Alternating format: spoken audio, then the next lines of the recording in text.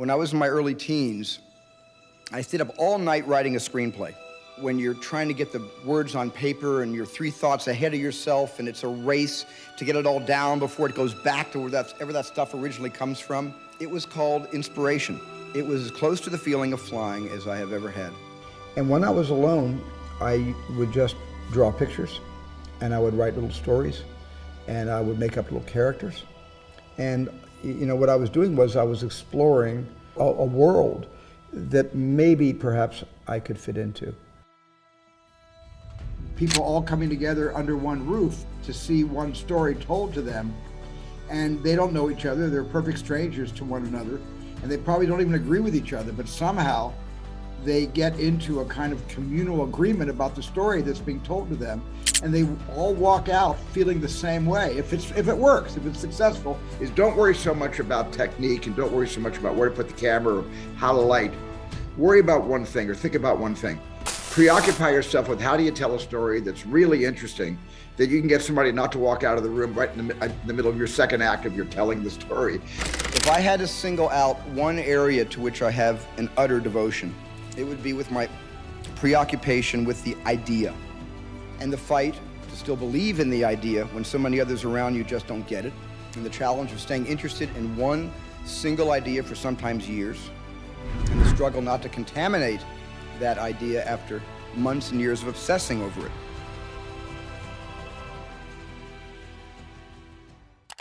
Well, I can only give advice based on my own life and what I've experienced myself. I spent a lot of time alone as a kid. I was a loner. And I spent a lot of time kind of in my room, and because I just felt comfortable that way. And when I was alone, I would just draw pictures, and I would write little stories, and I would make up little characters. And you know, what I was doing was I was exploring a little bit like your cafe. I was exploring a world that maybe perhaps I could fit into, because I wasn't fitting in very well to the world that I was, that I was living in at the time. And I think it's okay that a first-time filmmaker, being so inspired by movies and music videos and any kind of music or media, can make a derivative film. It's okay that your first videos and your first attempts at telling a story are derivative, are obviously influenced by something that that you saw last week and you want to kind of do a version. There's nothing wrong with learning the ABCs, learning your craft by being derivative, but at some point you're going to need to find your natural voice and find a way to give voice to who you are. And who you are, by the way, who you are is original. It just is, because you're not Tom, you're not me, and you're not your best friend, and you're not your teacher, you're not your parents. You are you. And because of that, you do have, every bone in your body is an original bone. It's sometimes trying to figure out how to express your own originality, and that sometimes takes a number of years to figure yourself out. Well, yeah, absolutely. I require fear in order to run towards something. Fear never makes me run away from anything, but the more scared I am, the more frightened I am, the more I have to run into what's scaring me to try to figure it out what it is, because it has power. It holds sway over me, fear. And it has a certain kind of a power, and I don't like losing control. So things that frighten me make me go to it, to embrace it, to understand it, which gives me a better understanding of myself. And in that case, the work that I'm proudest of is the work that I'm most afraid of. Movie, you get a handful of character-defining moments, but in real life, you face them every day.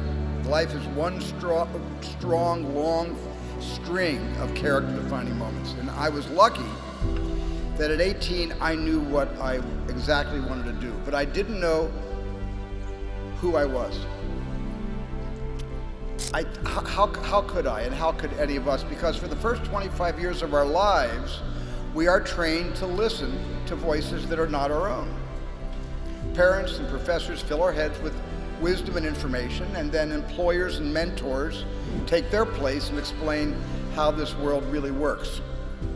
And usually these voices of authority make sense, but sometimes doubt starts to creep into our heads and into our hearts. And even when we think that's not quite how I see the world, it's kind of easier just to nod in agreement and go along. And for a while, I let that going along define my character, because I was repressing my own point of view because like in that Nilsson song, everybody was talking at me so I couldn't hear the echoes of my mind.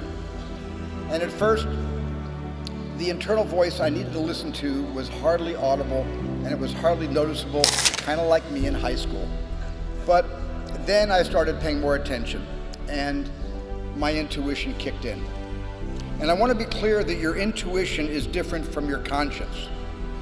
They work in tandem, but here's the distinction. Your conscience shouts, here's what you should do, while your intuition whispers, here's what you could do.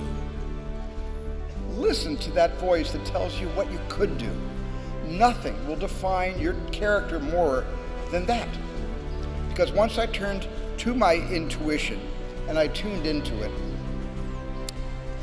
certain projects began to pull me into them, and others I turned away from. And up until the 1980s, my movies were mostly, I guess, what you could call escapist. And I don't dismiss any of these movies, not even 1941. Not even that one. And many of these early films reflected the values that I cared deeply about, and I still do. But I was in a celluloid bubble because I'd cut my education short. My worldview was limited to what I could dream up in my head, not what the world could teach me. But then I directed The Color Purple, and this one film opened my eyes to experiences that I never could have imagined, and yet were all too real. This story was filled with deep pain and deeper truths, like when Shug Avery says, everything wants to be loved. My gut, which was my intuition, told me that more people needed to meet these characters and experience these truths. And while making that film, I realized that a movie could also be a mission. I hope all of you find that sense of mission. Don't turn away from what's painful. Examine it, challenge it. My job is to create a world that lasts 2 hours. Your job is to create a world that lasts forever. I think the beginning of my career, I had this wonderful experience, and the thing I really want to emphasize is I didn't have a choice. I didn't have a choice. When you have a dream, and the dream isn't something you dream and then it happens, the dream is something you never knew was going to come into your life.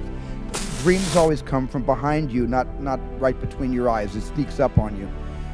But when you have a dream, it doesn't often come at you screaming in your face, this is who you are. This is what you must be for the rest of your life. Sometimes a dream almost whispers. And I've always said to my kids, the hardest thing to listen to, your instincts, your human personal intuition, always whispers. It never shouts. Very hard to hear. So you have to, every day of your lives, be ready to hear what whispers in your ear. It very rarely shouts.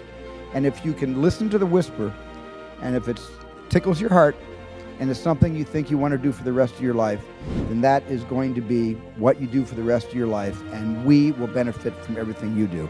Thank you very much.